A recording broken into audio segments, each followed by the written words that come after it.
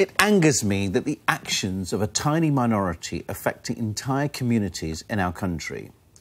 Just after midnight on Monday, a van was driven into worshippers outside a mosque in North London. The suspect, Darren Osborne, a middle-aged white man, but of course that doesn't mean all middle-aged white men are racist.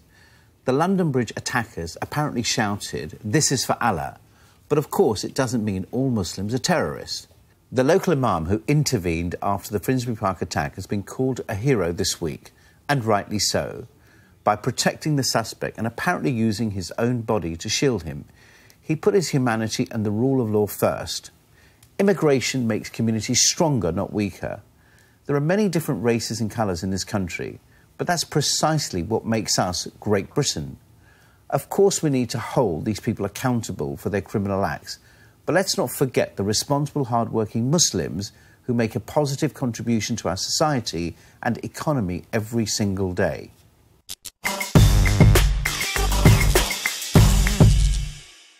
I think something new has entered the tone in covering these sort of crimes, James, which perhaps wasn't there some years ago, which is an attempt to try and show, and I know that I make a point of it when I deal with it on the radio, and I'm sure when Afra writes about it, is that we make the point that these people aren't Muslims. The people who are running around London Bridge, the person in Manchester, the person who drove over Westminster Bridge, they're just criminals, they're just thugs, they're misguided. They totally misrepresent the faith of Islam.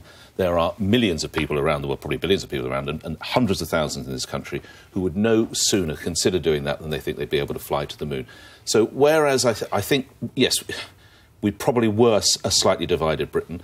I think much as we hear of what the Imam is meant to have done at the attack of the weekend, in a way I liken that to the Millwall fan who was caught up in the London Bridge attack. I don't know if you heard about that, who actually put himself in harm's way. He sustained a number of cuts so people could escape from the bar he was drinking in. And when these guys are shouting Allah Akbar, he shouts, F off, I'm Millwall, and just literally, and just decides. So I don't think we're as divided as we are, and I think in a way the media's come in for a lot of criticism, probably justly. I know that I do, and I would say that most papers, in fact, I'd say all papers, go to great lengths to show that these people are just thugs and criminals. They're not Muslims. The balance. So you're just contradicting what you said earlier. About my debate, I'll let that ride. I'll let the viewers decide. I'll let the viewers decide on that. Yeah. That's what Graham was trying to tell you when you insisted on terrorism. No, but you have to say they're terrorists.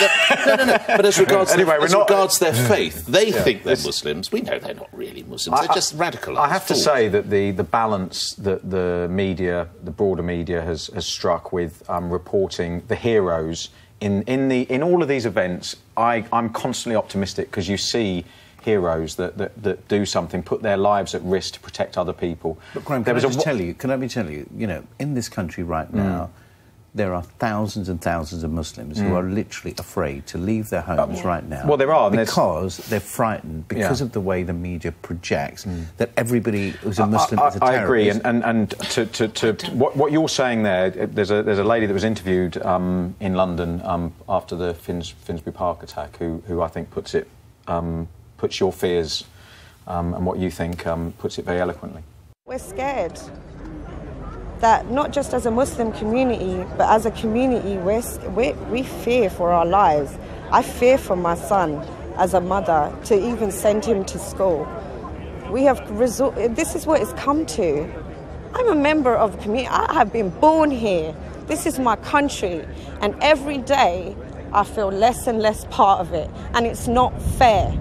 It's not fair. Why? For me, that sentiment, I think it's important to hear that perspective, whether you agree with it wholly or not. You know, I think it's so important that we hear that and that we use these tragic events to actually illustrate how close we all are in many ways, because there is incredible strength of unity in this country. I'm not denying that, but I'm saying to you, but absolutely, that is the voice of thousands. Yeah, that's not a single voice. And again, it goes back to what we've been discussing all the time. It's the narrative rather than reality, and I think it's really important that that whatever the form of extremism is, if we're going to say it's extremism, then whatever form that is, whether it's based on Islamist jihadis or right-wing extremists, we've got to make sure that we're balanced in the way, and that these people are sort of talked about in the media in the same way, because there's definitely a weight. It's weighted towards the Muslim community. I have lots of people that I know that feel much more intimidated now. The last couple of years, they feel when they go out on the streets, they're being judged, and the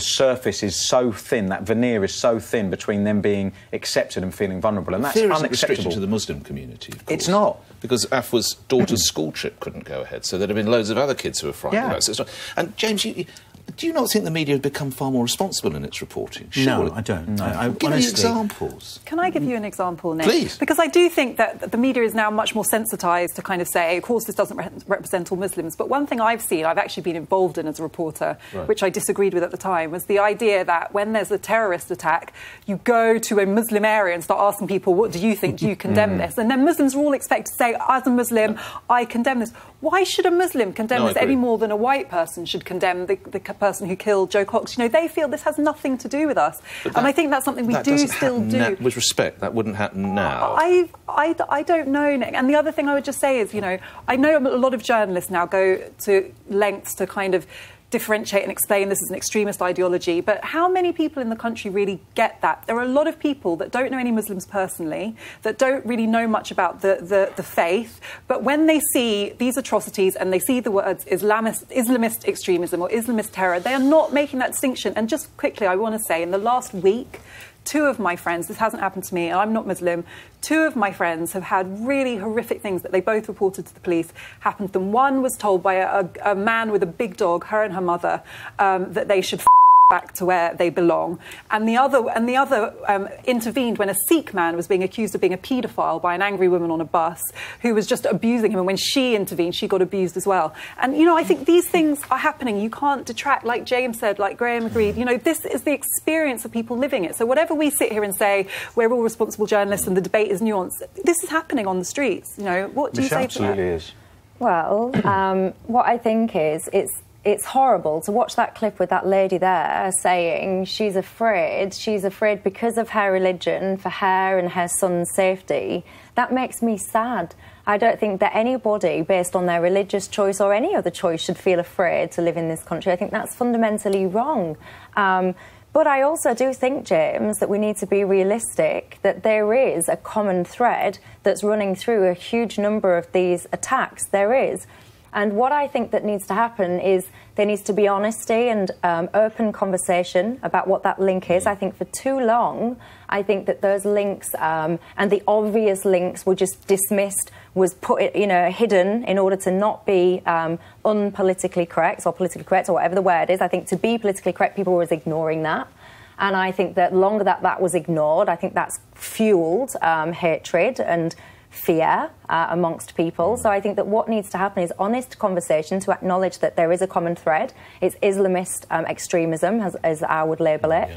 What does that even mean? How is that different from Islam? And there's so many different words and experiences and feelings. So I think there's education and honest conversation that needs to be had. And only once that happens can we start moving properly forward. But the outcome of all of these situations, and God forbid there's more coming, but I think it's so important that at some point we pull it back from the extreme, because 99.9% of people want to live in a multicultural society that has taken a long time to create, and you've got to work really hard to pull it back so that people don't judge other people by the way they look or the way they dress. I don't know if I agree that 99% of people... I think James is right. I think we're really divided. I think a lot of us really value the fact that this is a multicultural society, but I think there's been a huge backlash against that, and a lot of people actually feel very hostile to people who are visible minorities. I'd be devastated if it was a bigger percentage than 1 or 2% of this country. Maybe I've got my head in the sand. I love your optimism. But I just think it's horrific. I suppose what we're saying is that we've all experienced and come across people who have been victimised in this way because of the situation, just exactly what Afwa said. And I get, honestly, so many people who say to me, you know, I was, you know, attacked in the street, or my mother or my brother, and whatever the issue is, the bottom line is that is where we've got to. And all the point I'm making is, you know, we need to accept reality. We are becoming a bit divided. If we don't address the issue, this does not go away. Agreed. We have to deal with it.